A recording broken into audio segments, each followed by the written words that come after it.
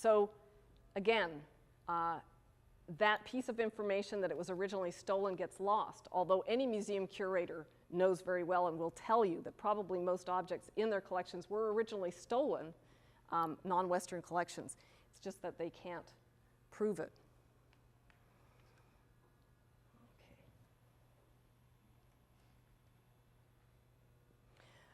Okay. I haven't talked about ancient objects, but the scale of looting that is taking place from archaeological sites around the world is astounding today. In countries like Mali, in West Africa, that has absolutely fascinating history. You have to place armed guards around archaeological sites at night in order for looting not to take place. I have a colleague that works in Veracruz in Mexico on the big Olmec heads that are very famous there. They have to do the same thing there. It's the same for archaeologists working around the world. In China, I'm sure you're familiar with those terracotta soldiers. Farmers are digging those up in their fields and selling them, and that has now been stopped through the efforts of the Chinese government, which again are having to post police forces. Purchasing ancient objects is so destructive because archaeologists are able to read the mechanics and understand cultures of the past by looking at objects in situ, as we call them, as they are placed in the ground.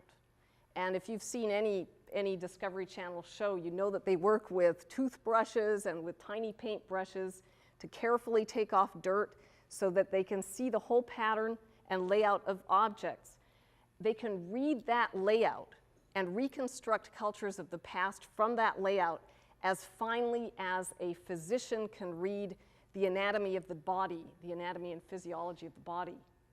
Archaeologists today have tools that are so sophisticated in terms of doing pollen analysis on ancient artifacts, radiocarbon dating, of course, taking soil samples and being able to reconstruct what people were eating, what they were hunting, et cetera, et cetera. All of that information is lost when an object is simply looted out of the ground. And it's especially egregious for non-Western nations because many of them did not have written languages. So the only way that we can know about their pre-colonial past is through the efforts of archaeologists. So that looting is just especially destructive. So what can be done about this? Well, of course, realize the importance of leaving objects in the ground. I've talked about how much scientists can learn concerning objects that are parts of living cultures, appreciate how much they mean to members of living cultures. And it's not just objects that are parts of religious complexes or religious beliefs like the statues that I've focused on.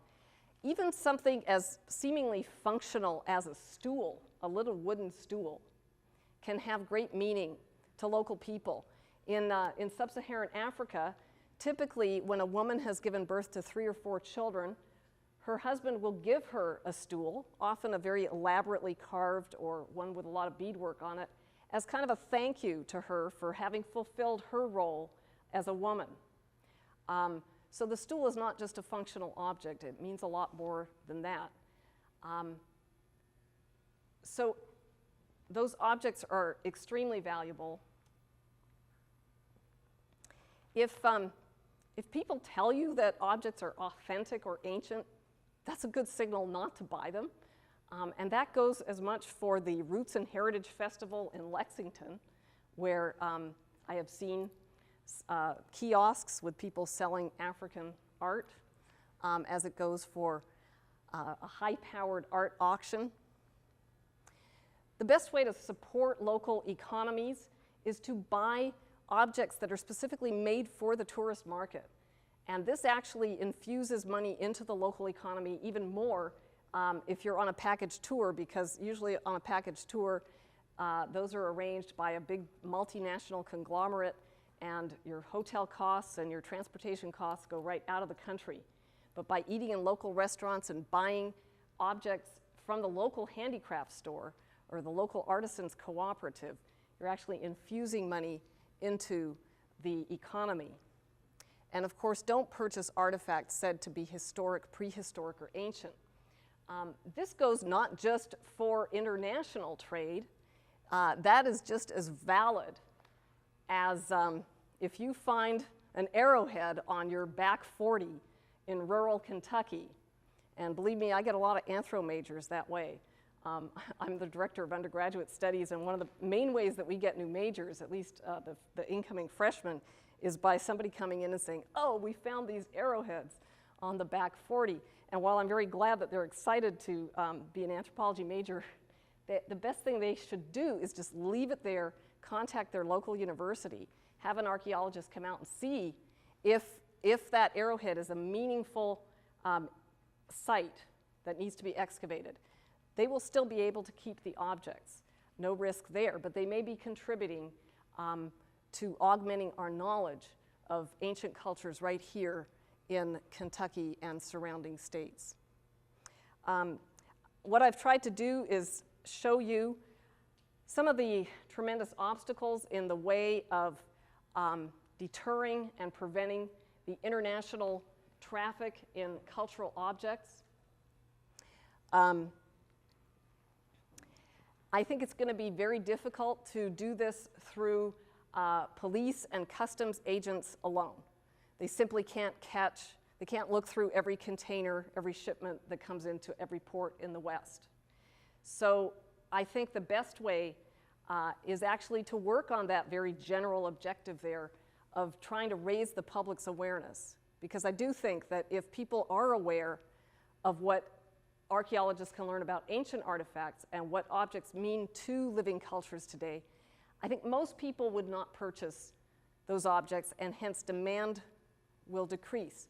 There will always be collectors who are obsessed, who want to have the 5,000-year-old object from ancient Mesopotamia in their collection, and they don't care if anybody knows it or not. They just want to have that object. Those people are always going to exist.